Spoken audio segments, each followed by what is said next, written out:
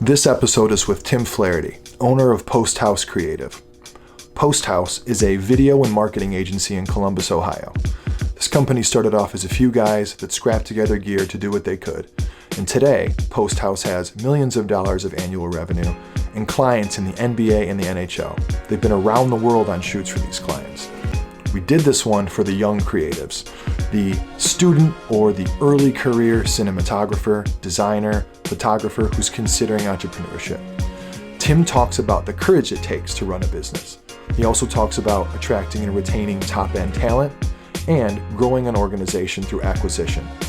I've long admired the team over at Post House, so it was really cool to sit down with their chief and better understand how they got from where they were to where they are today. I think you'll find a lot of value in this conversation. Thanks for listening.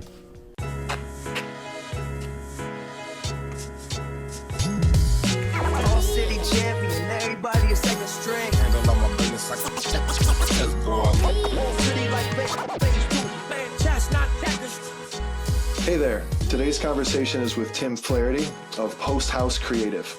Post House Creative is a video production and marketing agency in the Columbus, Ohio area. I became aware of Post House originally early in my career when I was working for the Columbus Blue Jackets. I'll just get it right out of the way and give a shout out to my guy Dave Traub, Rick Green, and Dave Mikalik, who were kind of the connection between the Blue Jackets and Post House. And Tim, I know you guys have for quite a few years now been the go-to agency on the video side for TV ads, for in-arena kind of like real awesome creative stuff. So anyway, I really appreciate you doing this, man. Yeah, for sure. Thanks for having me. It's really cool. It's kind of nice to reflect back on some stuff and some good times, and those names are very much current in my life. Dave Mikalik, I haven't worked with in a little bit, but we reference a lot of Dave's sayings all the time. I still see Travi quite a bit, and then Rick Green has been he's been my primary business developer for the past almost 12 years. So that's awesome, man. I own a Honda Element due to Rick Green. I remember when I was a kid, I was 24, 25 years old. He came and met us one day for lunch and took us out to Wendy's in his Element. And I was like, damn, I got to get one of these, man. This is cool. Rick's a great guy. I think he ripped around in a Pathfinder now in Colorado. So nice. Okay, he looks like he's living his best life out there. I'm jealous. Yeah, he manifested it. Like that was his goal when he came here. He's like, hey, I want to be able to work remote in Colorado. No problem with that. That was 10 plus years ago, and I said, no, we'll make it happen. We gotta spend some time doing it. So, hell yeah, well, that's amazing. All right, so let's jump in, man. I always do a little bit of a dive, try to do a little bit of a spy work background. And it looks like, according to LinkedIn, which is obviously the Bible, that you founded Post House in around 2001. And according to kind of your other work background, it looks like you were also working in TV at the time. Is that accurate? And just kind of explain to me how that happened. Were you founding Post House on the side while you were working a full-time gig, or talk me through that a little bit? Yeah, for sure. So 2001 is when I was first commissioned to do creative work. It started out right out of school. I was doing graduation videos and memorial videos for a funeral home. And then, it turned into doing some sports content for our local high school. So I would do a behind the scenes documentary, little sell some DVDs to those players and that sort of thing. And then a bunch of just odd and end public service announcements and small projects for a bunch of various clients. Obviously, I had an interest in video and video editing. My cousin owns a firm out of Buffalo, who's been my mentor since I was probably 12 years old. I did take your kid to work day kind of thing with him, a shadowing day, back in 8th grade, I think it was. And then we've been, business associates and things for many, many years. So it kind of all started back in 2001. And then as I was going through college, I became an intern at TV stations and different production houses. And Clear Channel at the time, or iHeart, was a production assistant in that media space. So did a lot of that type of work in the background while I was kind of building the side hustle. It didn't become my sole source of income until I think probably 2008, when like we had all the big market crashes and all the things, and the TV station I was working for at the time, it went out of business.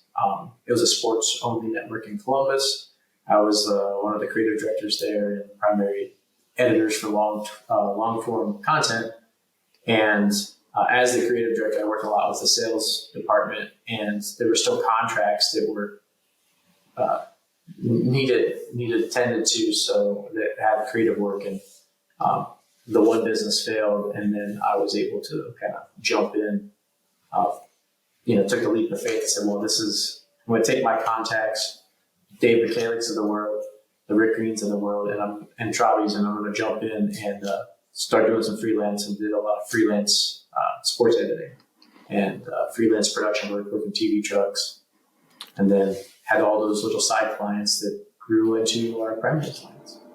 So there was a period of time where your full-time gig was TV. That wasn't something you were doing, 20, 30 hours a week, that you were a creative director for a TV channel and you were working. And I love how you define it, which is Post House was founded the day someone started paying me to do work. I like that because I've been doing freelance work similarly, like you said, during college, after college, and I haven't fully officially ever started my own business. I've been, working for companies and stuff like that, but I like that definition.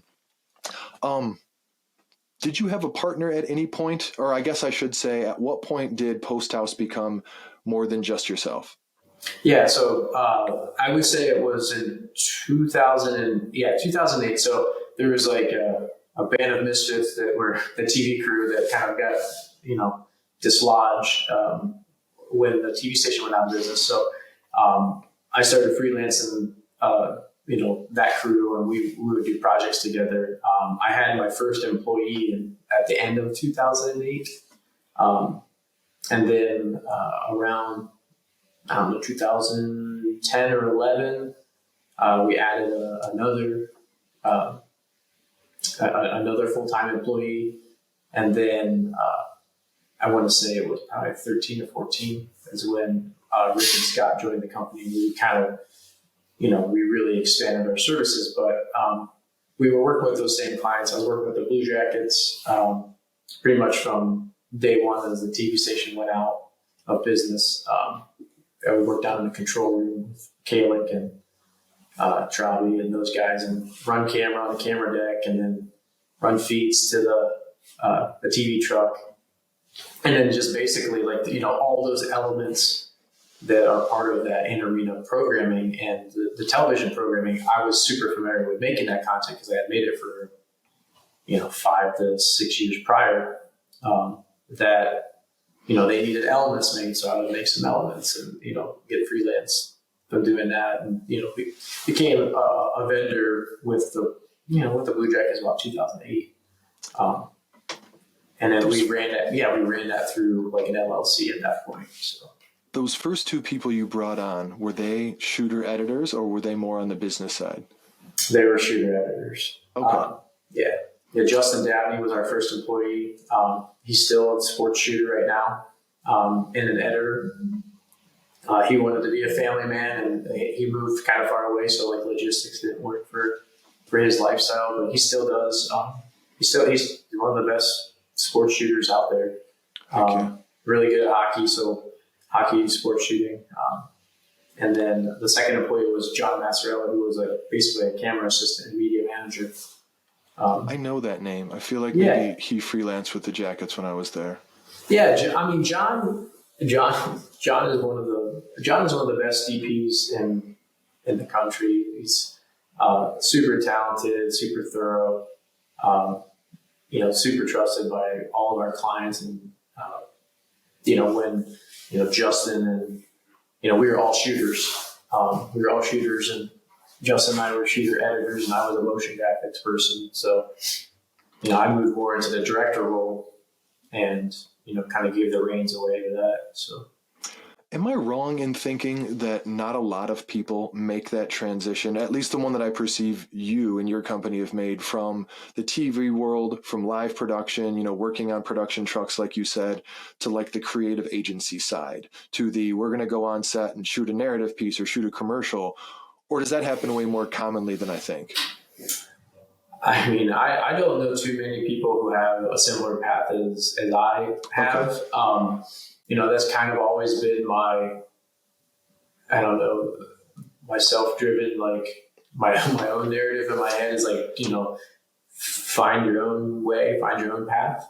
Mm-hmm. And, just through fulfilling the needs of the clients, like it brought me to, where we're at. It's like, they needed help with elements, so I could provide that. They needed help with headshots. I knew how to do that.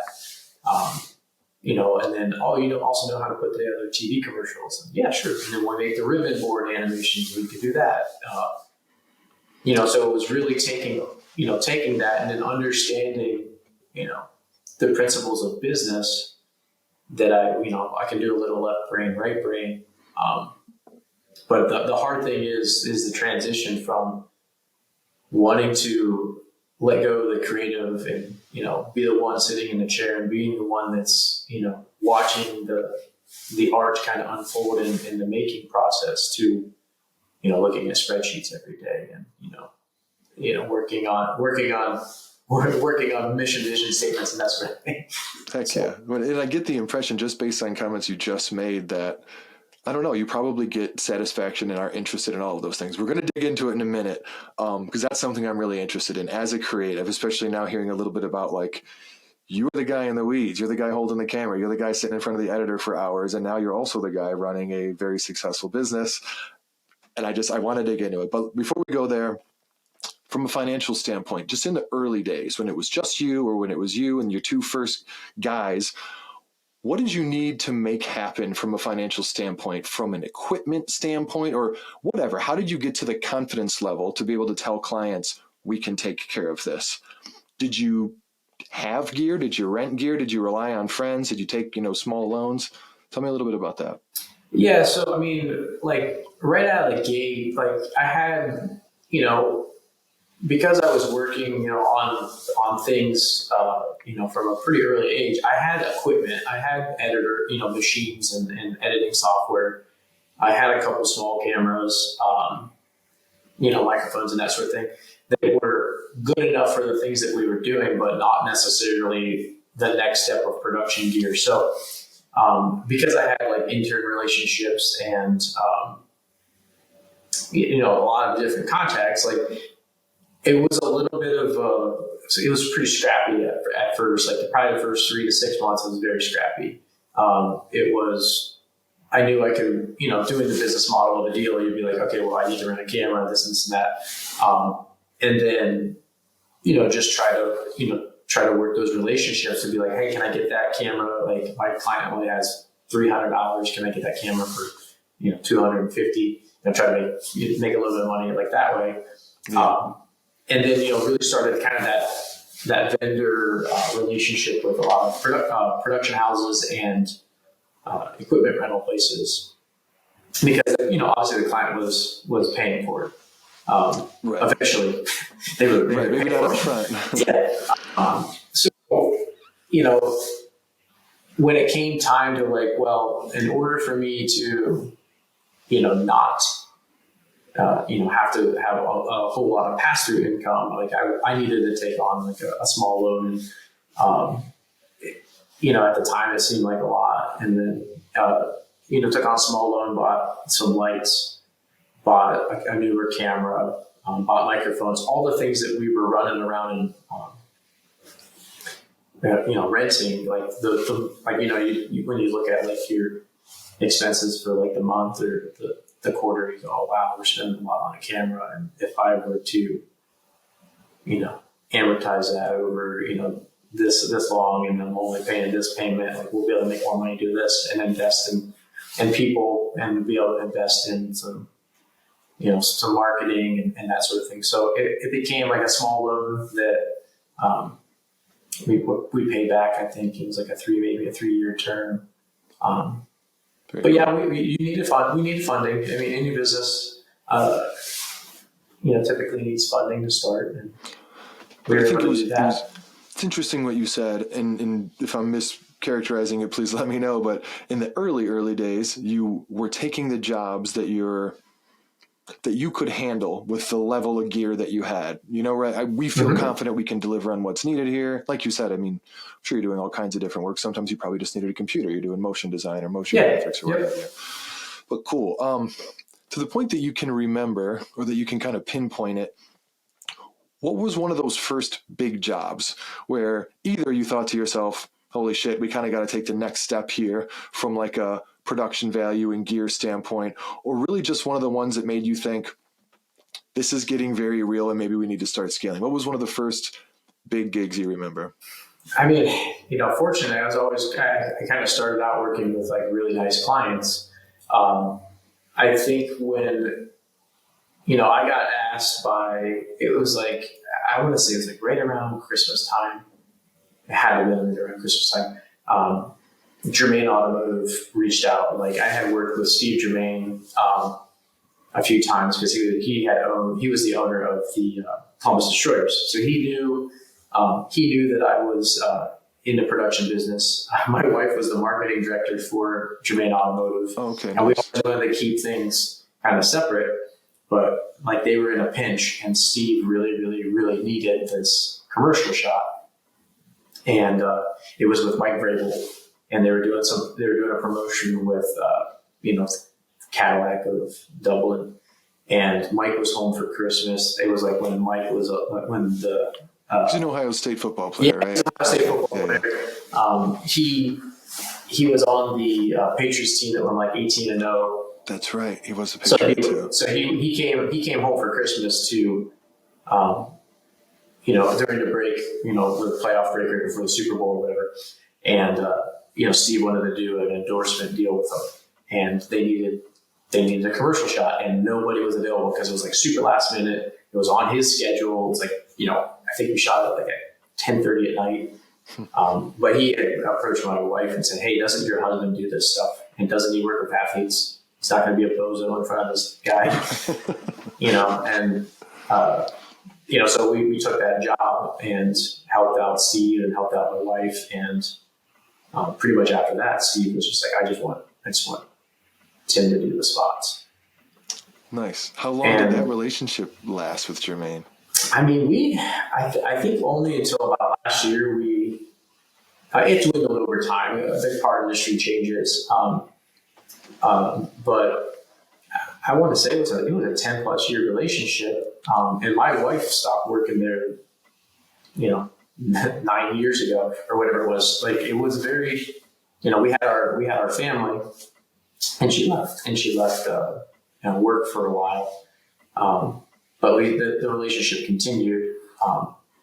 So like they were, kind of having them in our corner, and then like our TV spots would get put out. And then other people were like, "Whoa, who's doing those?" And then they're like, "Oh, it's this company called Post House." So like it kind of grew from there. So like the need really came pretty quick to have gear, but like that one sticks out as far as like that was like our first account that was kind of like monthly, and like they needed stuff every month. Running new promotions and stuff like that. Yeah, it was the car business, and so like we started out doing the one, and then we did like Honda, and then we did, they at the time they were, a conglomerate of like 30 dealerships in like a bunch of different states. I think since then the brothers have divided up the business, but we worked with all of them, and it was fun. It took us to some different places, like down in Florida to do some things, and we never did anything in Arizona, but they had dealerships in Arizona. It was just post production because we would take the run footage and do it, that sort of thing. You already started to talk a little bit about, your first couple hires. Answer two things. Those first four, were these guys that you brought in as full-time salaried employees? And tell me a little bit more. I have the impression you guys are probably somewhere between 20 and 30 employees just at Post House, maybe. Tell me a little bit about how that grew, why it grew, and like what were some of the non-production roles that you prioritize hiring first? Yeah, the first two were production help. So they were full time. When when it was time to grow, and we brought on Rick and Scott, they came on at the same time. But they bought into what we were doing as a 3-person company. So we became 5, and they were both full time. And then after that, it was like, okay, well, we need other roles. We probably need another. Like, the biggest thing was motion graphics. Like, the next step was like, I was a motion designer, but like I couldn't run the business and sit in the chair for hours and hours. Yeah, for 10-hour days. And that was a little bit hard for me because I was really good. Felt I was good at motion graphics at the time. Technology was changing. 3D was becoming more important. I didn't have the time to learn those newer skill sets or keep up. So we hired a really, really, really talented motion designer. And like, between the ideas that like I had that I couldn't achieve, I was able to work with him. So like, as I moved into that director role of like, hey, I have this vision, I have this thing that we were confident we could go sell because we could execute. And then it became support roles. It became, project managers, other editors, and then, assistant editors and that sort of thing. So when we were just doing production work up until 2020, I think we got up to 14 or 15 people that we had. I had added an assistant. Tim, let me go back to something you said earlier. This is something it's like a development area for me, so I'd love to hear what it was like for you. You said when you were doing the work earlier in your career, it was your vision and you were executing it, which, so to speak, it's like hand to mouth, right? But then when you become the creative director and you're then articulating your vision to someone else, was that natural and easy for you? Meaning what you have in your mind, what you verbalize to someone else, and then what you see come back. How long did it take you to get good at that is what I'm driving toward. To see the whole piece? I mean, I'm trying to understand. To be able to get someone else to produce something close to what you have in your head. So it's no longer you executing, it's someone on your team, and you have to give them examples, talk through what you're thinking, and then you see the product and go, yeah, that's 80% of what I had in mind versus, holy shit, where did that come from? That's not what I was thinking at all. Yeah, I mean, as far as understanding all the different disciplines, from a concepting, understanding what the client's goals are or the creative goals of what we're making, understanding like the technical side of things, like my entire background made it very easy for me to communicate what I had in my head, because I would basically narrate to myself how I would execute it. So it was pretty easy for me to get people really like, it was always that like comparable talent. Like it was always frustrating if I was trying to explain something to someone who couldn't execute it and be like, all right, let me just do it. And like, I had to, would have to slap my hands a lot or stop pointing at the monitor or whatever. Like, no, cut it here. No, cut it here. No, cut it. Like, listen to the beat. Like, it was like, once we had like really, really good people, like it became such a better product, because like they were bringing like their best to set, and they were bringing their best ideas and, a technical execution that was better than mine, because like I was good. But like, to take it from good to great was like, you have to have that great person or that great piece of technology to like, whatever the budget to like, and the budget never determines creative, but like it does help. If you have more lights, you can do different things. If you have better lenses, you get different look.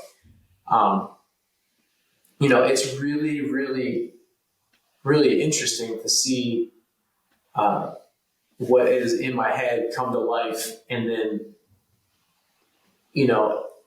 in the exact quality of what I expected, but without my, having to do it yourself. Yeah, and because I was always happy, like, this is good enough, because I could only take it so far.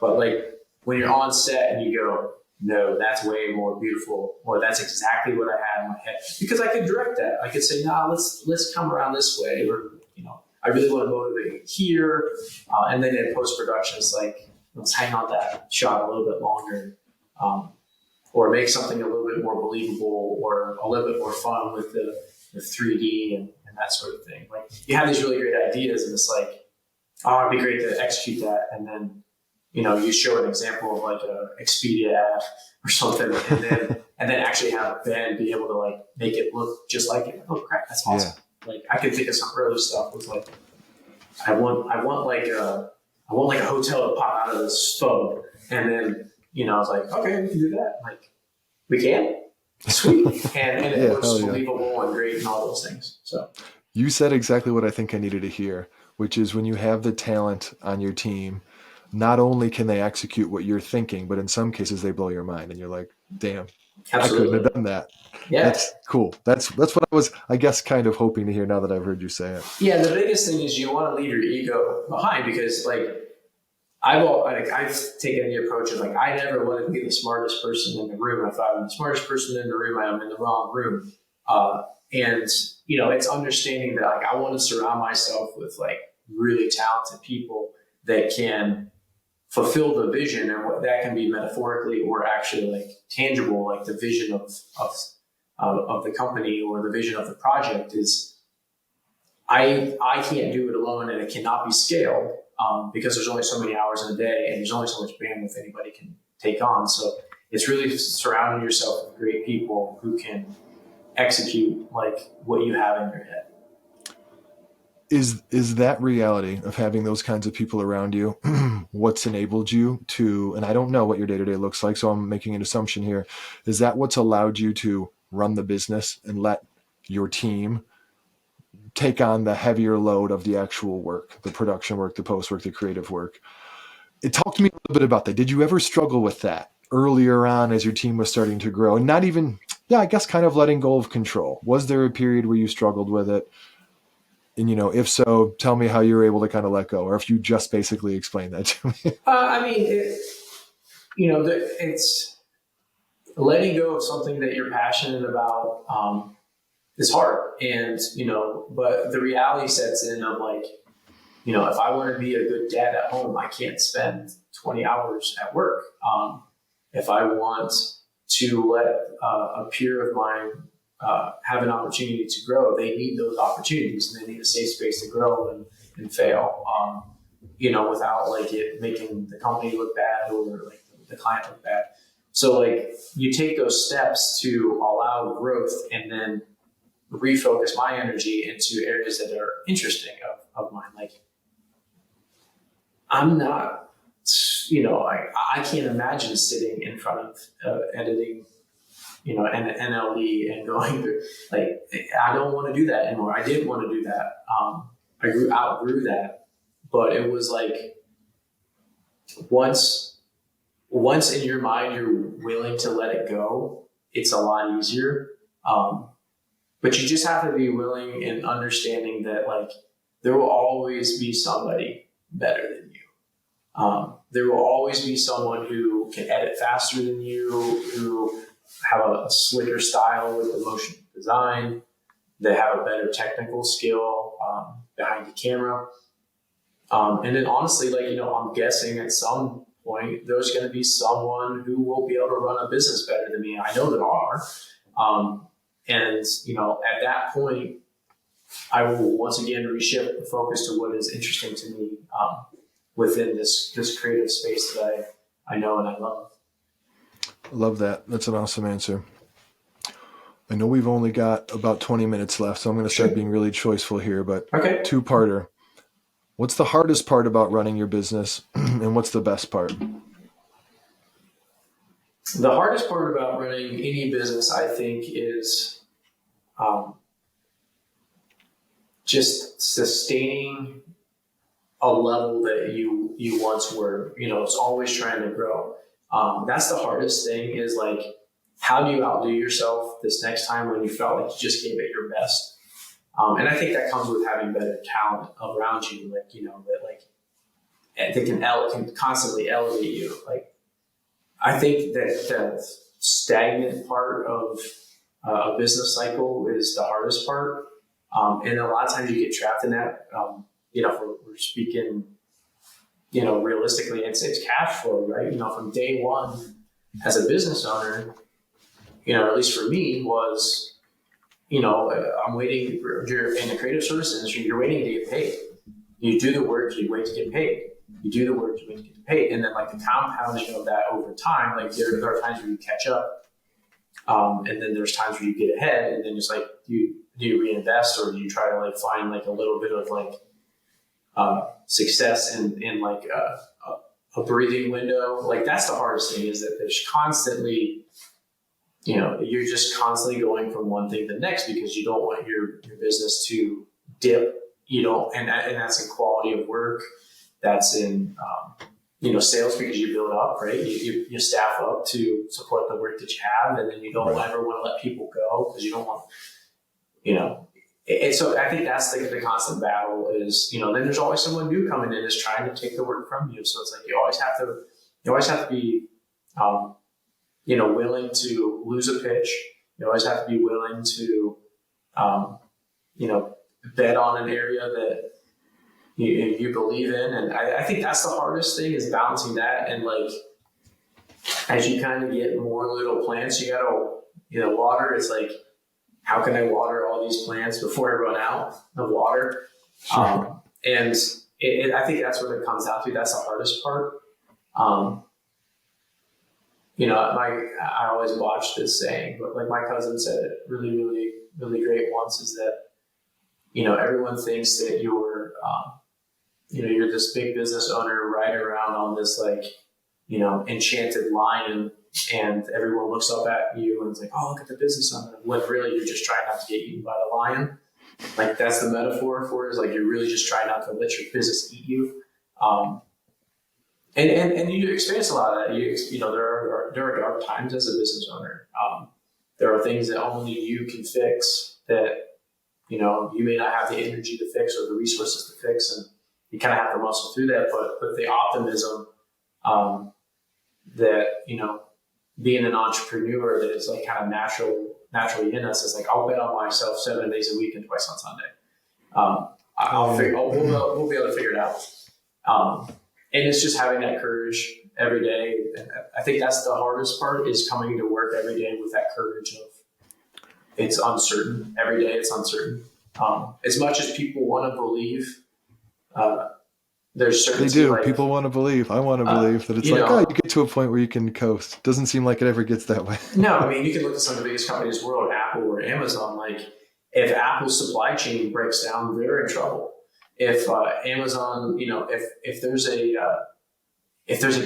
fuel shortage or something, like your stuff's not getting delivered, like they're, and then those businesses will suffer. So it's like, it's constantly finding that balance of like, what's enough risk and what's sustainable, based upon like all the variables you have. There's no crystal ball in business. You never know when the next pandemic is going to happen. These are things that, you always gotta look out for. But it really is just like, I talk to my family a lot about it, and like, you only know what you know, and until you experience certain things, like it's that other side of fear. Like once you're kind of on the other side of what you thought was the worst thing ever, that you can deal with, like, oh, if I survive that, I can survive this, and then that compounds over time.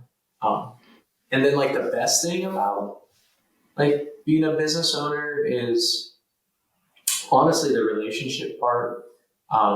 People do, whether I want it or not, at times, like people look to me as a leader, and, I guess, you never try to pretend to be a leader. It's like, I guess leaders just lead, and to lead people like on a set and like as a director or, in business, that's really fulfilling, is the relationships. Some of my best friends are people that I work with, and, through those shared experiences and shared adventures, like, it just becomes really, really fulfilling. And to be able to, to be able to kind of look back and go look at all the cool things we've done, and that was under some crazy vision that I had because I wasn't scared. That's probably the best thing about being a business owner or an entrepreneur is like, it's like it's not necessarily, like I've been saying it a lot lately, it's not the destination, it's the journey.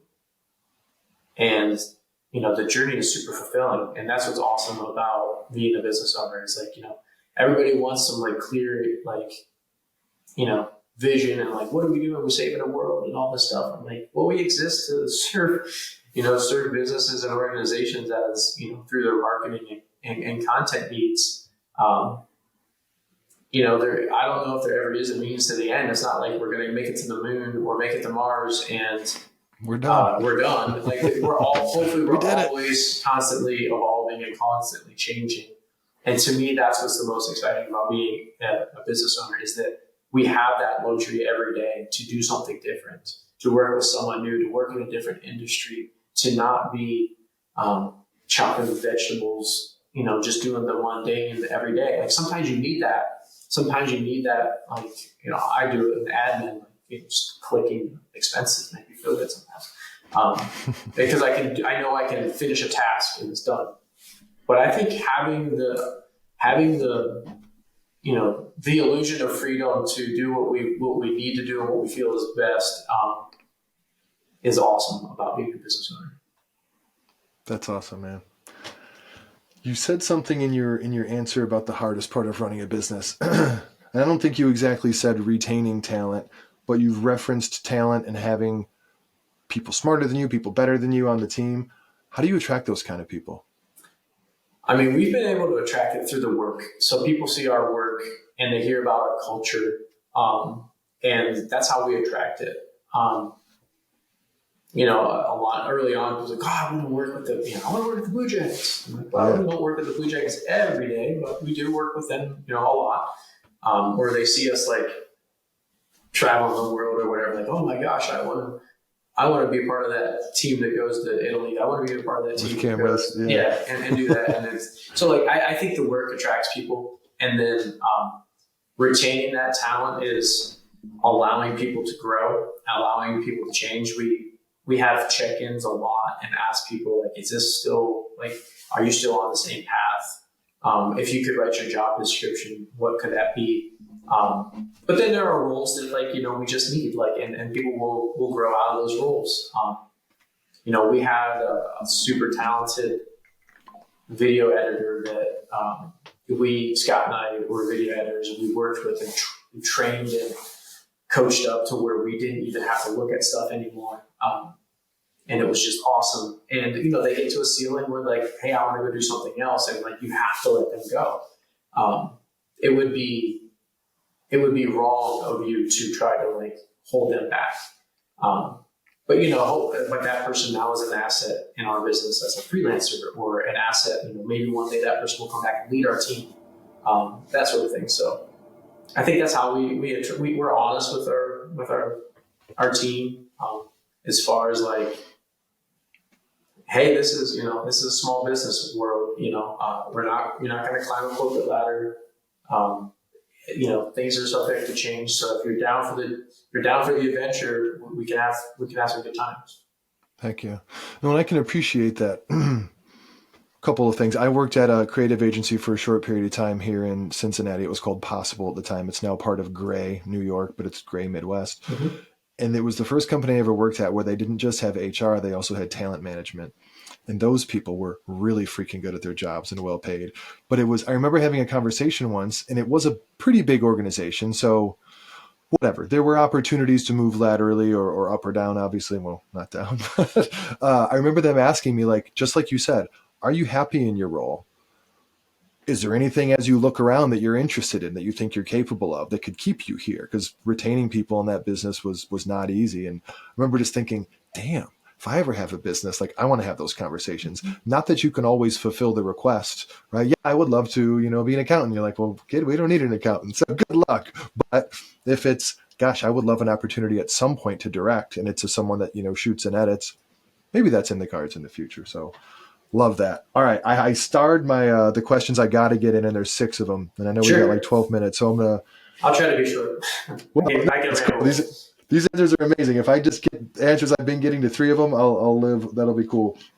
I would be upset if I didn't get this one, though. Can you think of a story or two that something wild or unexpected happened on a shoot?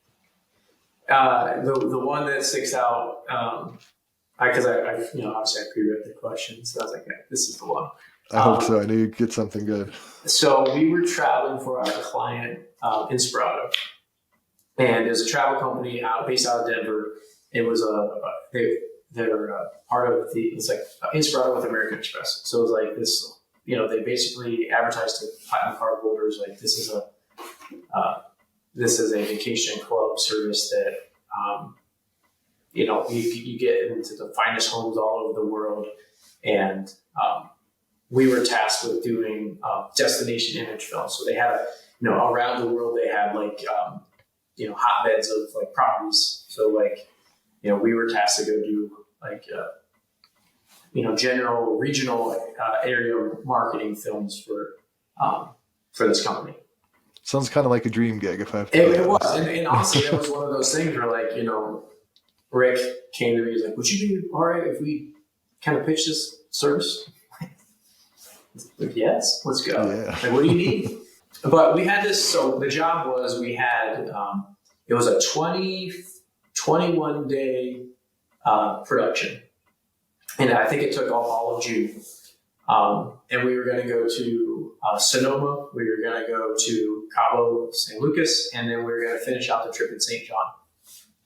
And in order for like their timeline for like their next launch, like we had to do all these, and it was nice weather, so we had to do all these in like a 21-day period. It was like 3 shoots, about 5 days each shoot, and then travel days in between. So we finish. And like we got to keep the core group together because like it's like I'm shooting on a gimbal, which was like the old gimbal, like and we're shooting like 2 different red cameras, and we had this system of like I go get the wide shot, and then John, our DP, he would get the cutaways and that sort of thing, and then we would put together this great video. Like we would just take real people and we would put them in like really awesome situations and just like capture their life. Nice. So we finished with Sonoma, and we have all the gear. So we have like there's photos of us, like there's 10 Pelican cases and a couple different golf bag size like tripod cases and all this stuff. And we now go into Mexico, and we bring all this gear into Mexico, and it's just 3 of us. And we thought we did our homework. But if you've never moved gear internationally, you have to have basically a passport for your gear called a carnet. And we failed to file the right type of carnet and paperwork or whatever. But it's like, it's just a couple guys traveling, we'll be fine. Well, I get into Mexico, and we fly into Cabo, and all of our cases are coming off the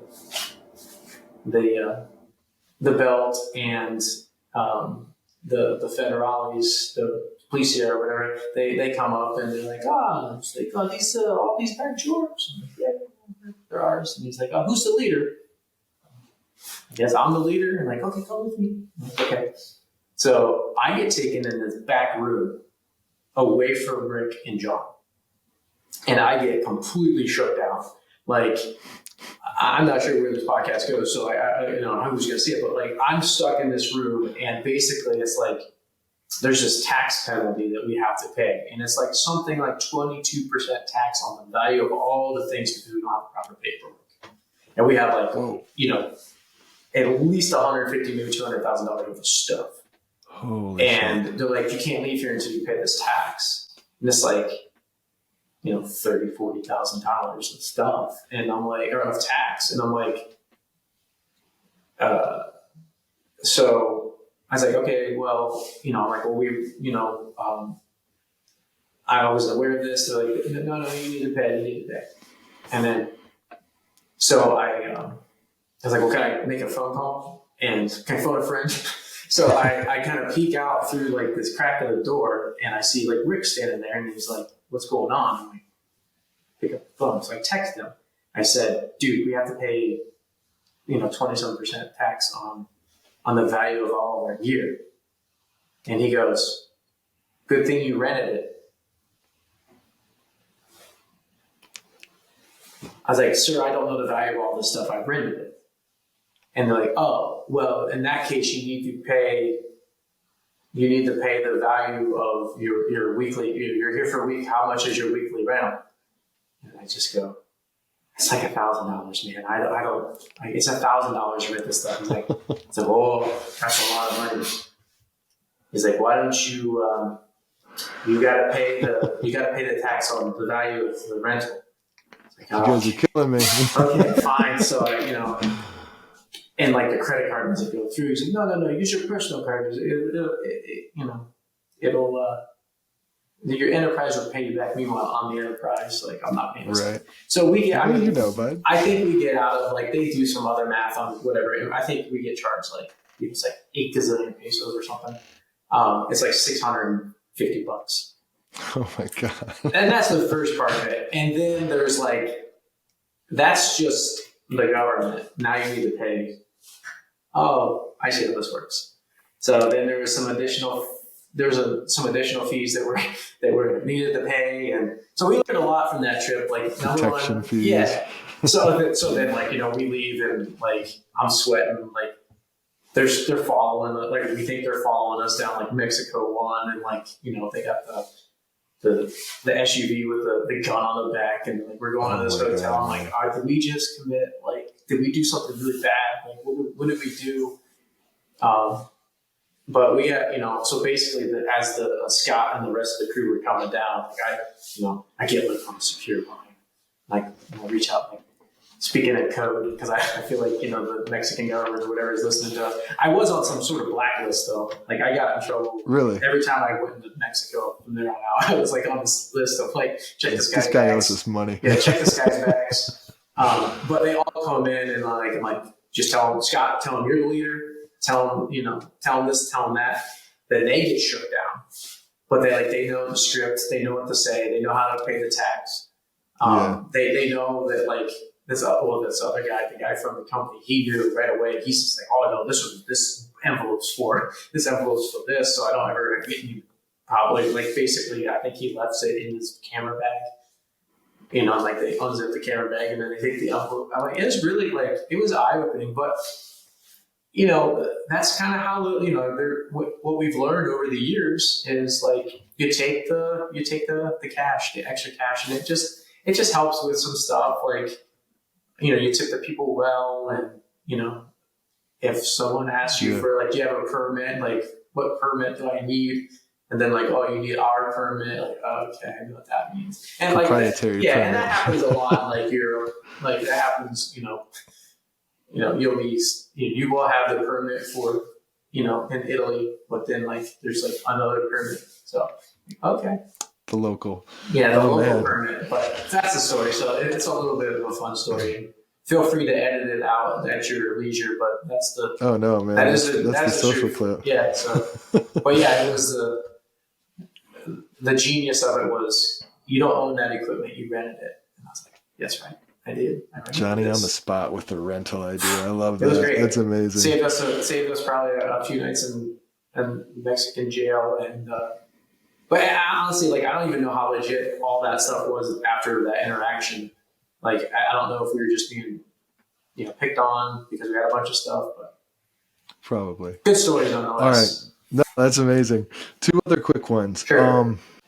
When your team is on a shoot, do you guys dedicate someone to behind the scenes footage, to stuff to use for marketing? Is that something you still think about that you ever thought about? Oh, we think about it all the time, and honestly, it all comes down to access and availability of what we're allowed to share. But yeah, it was always part of our marketing and a part of like the fun of doing a really cool shoot is to put together like a behind the scenes piece. And we would typically either dedicate or hire somebody to just shoot BTS. And then we would put them together as marketing. it's great. It's a great look back, because a lot of times you're locked in on the day, so you don't really notice all the things that go on, and then to see it kind of recapped is like really cool. Or to see the amount of work that went in, especially like if you do like a version of it where you talk about like the creative and the previs and all the pre-pro that you do, and then the execution and the delivery. Like that's a really good format for BTS. For sure. Well, I was pretty sure you guys did. It was more to ask for, the younger people out there who it's like, hey, don't squander these cool opportunities. You're going to make sure you get someone, even with their freaking smartphone, capturing the behind the scenes and getting some cool stuff. Okay. Final question. If you were starting Post House Creative tomorrow instead of 20-ish years ago, but you know everything you know today, you have all of your learning, all of your experiences, and I know that you wouldn't change the way it's gone, right? Maybe you would, but most people say that when I ask this question. What would you do differently? Would you hire different roles earlier? Is there anything that comes to you that you would do differently if you were starting the company tomorrow with the knowledge you already have? I mean, I think about that a lot because, there's always that, what if you had to reset? And I just think I would be a lot more ahead, but, focusing on the work and the people, I would still do. I would make sure that people were in the right roles as quick as possible so that they weren't wearing multiple hats. But it's really hard because, the way we got to where we are now is through compounding efforts. It's through compounding relationships. It's from doing one job and gaining trust and doing another. So, I mean, if I had to do it again tomorrow, honestly, I would go to the bank, I would get a loan, and I would buy a business that is already successful and then try to put the best practices that I have learned into those businesses. But it is, I don't even know, I don't know if I would have the energy at my age to put in the work that's necessary to be successful. And I think that's where a lot of people stop or don't want to be entrepreneurs because it is a lot of work. It's a lot of, it's a lot of learning, and not everybody is comfortable with that learning curve. We're not in a place to be in financial instability that comes with being a startup or a small business owner.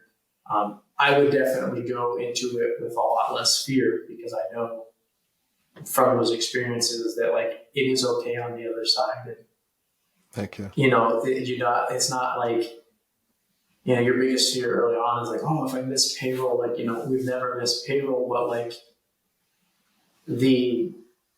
not feeling like you don't have enough money to make payroll and then something magically happens, or you've got to pull from your own funds or something, or that is make it work. Yeah, you make it work, or you have a conversation with the team and say, "This COVID, I don't know what's going to happen. I could let everybody go right now, or we could all agree to take a small or take a dip, and until we can see what's happening." And that was we had help really quick. Not the PPP, but not the original PPP, but the Paycheck Protection Program. That was pretty quick. That went in relatively speaking, that happened super fast. That was probably within 2 payroll cycles that people were back to normal. So it was really a temporary dip, but having those kind of conversations, I would not be afraid to have that. That's probably the biggest takeaway is I would lead with less fear. Tim, I know we're 2 minutes over and I'm going to let you go, but I forgot to ask, maybe you can keep this super simple. From a marketing standpoint, what's been the most effective thing? What has felt like the most effective thing you guys have done to win new business? I mean, I'll always go back to people look at the work, and people look at who you work with, and word of mouth is huge. I mean, there's not a whole lot of inbound sales that are, hey, I Googled video creative, or I Googled ad agency Columbus and you guys popped up and you look cool. It all is about relationships. And treating your customers well, doing good work, have always paid us back down the road because, even though we're on this podcast together because we have a mutual relationship, from 15 years ago. There is a lot of power in the relationship, and that always being aware of and representing yourself and representing your work in a positive way will always be your best marketing tool, at least in my experience. Heck yeah. Tim, thanks so much for doing this, man. I truly, truly appreciate it. This has been awesome. For sure. No, I appreciate it. It's always good to reflect, so I appreciate the question. It's fun when we debate it. Heck yeah. Well, thanks again.